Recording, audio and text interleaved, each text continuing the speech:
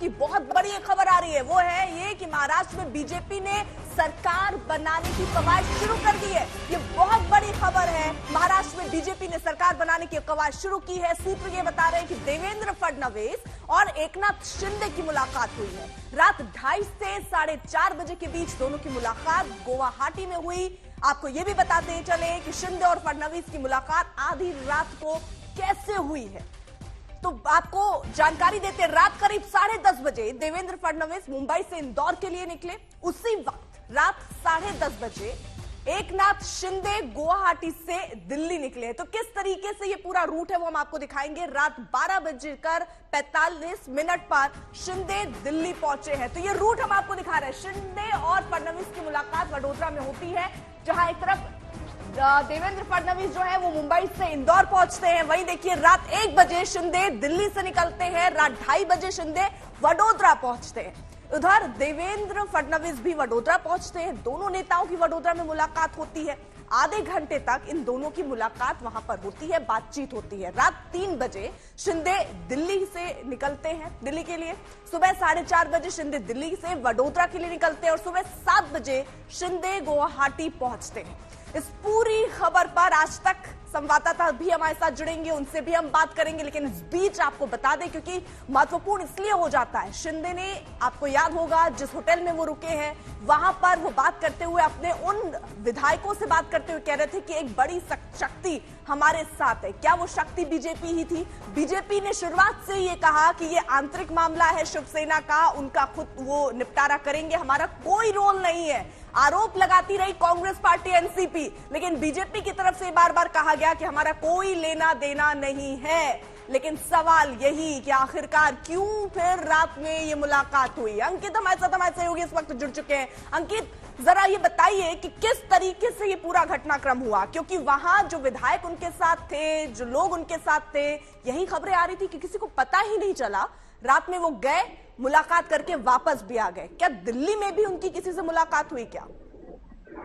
जी देखिए, ये एक ऐसा हाई फ्लाइंग पॉलिटिकल ऑपरेशन था जिसमें करीब करीब 4 अलग अलग प्राइवेट जेट इस्तेमाल हुए।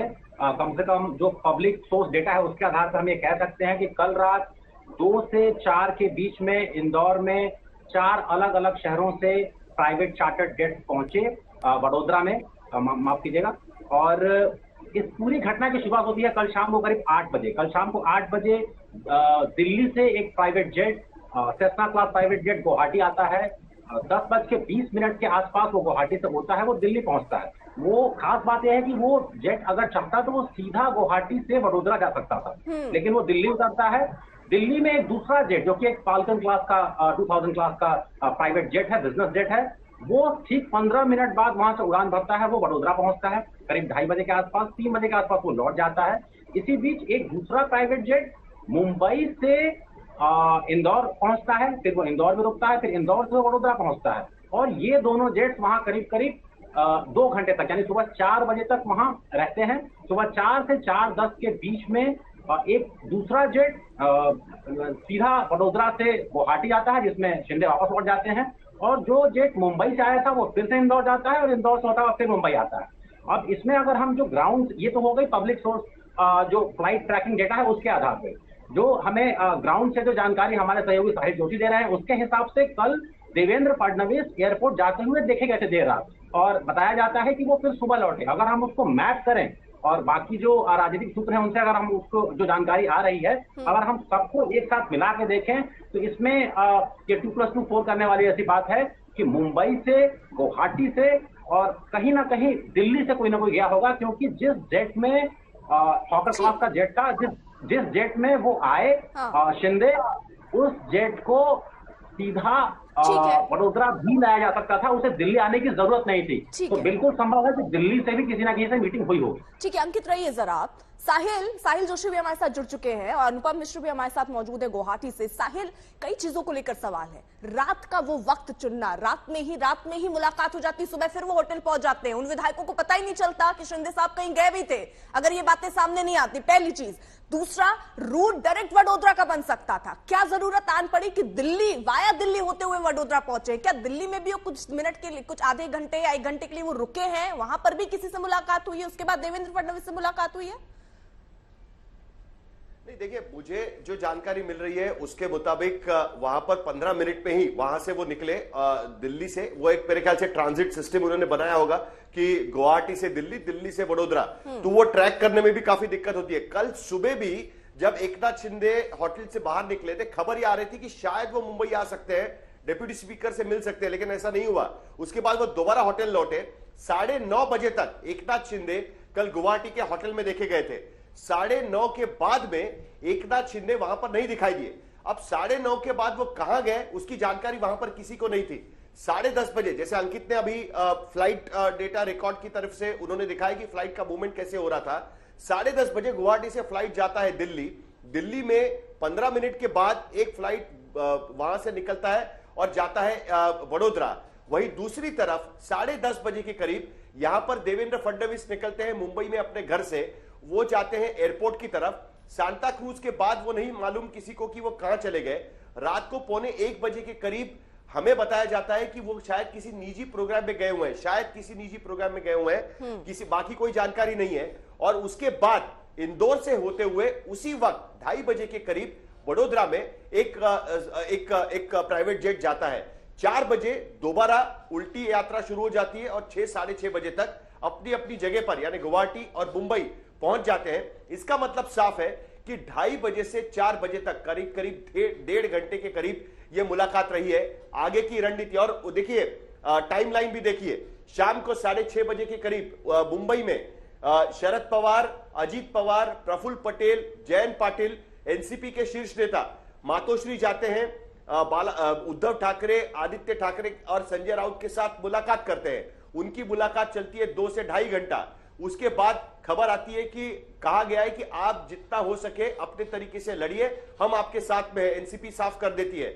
उसके बाद रात को यह मुलाकात होती है और आज खबर क्या आती है कि एकनाथ शिंदे के गुट ने शिवसेना बाला साहेब नाम का गुट स्थापन करने की तैयारी की है, जिसको अलग गुट की मान्यता मिलनी चाहिए। इस तरीके से उनकी कोशिश रहेगी। 2/3 एमएलए उनके साथ में है। तो यह रणनीति जो है वो रात की मीटिंग में तय होती है, क्योंकि इससे पहले यह चल रहा था कि एकनाथ शिंदे डिप्टी स्पीकर के उस फैसले को चुनौती दे सकते हैं कि जिसके तहत उन्हें शिवसेना के लेजिस्लेटिव पार्टी के पद से हटाया गया था। अब यह कानूनी लंबी लड़ाई लड़ने के बजाय अगर गुट स्थापित करके अगर सरकार जल्दी बन जाए तो जो विधायकों में अगर किसी भी तरीके से एंजाइटी होगी उसे खत्म किया जा सकता है। आगे की रणनीति हालांकि अभी तक तय होना बाकी है, लेकिन कुल मिलाकर नई सरकार की तरफ आखिरी चरण में अब ये राजनीतिक पूरा जो आखिरी पड़ाव में जाते हुए ये पूरा राजनीतिक नाट्य नजर आ रहा है।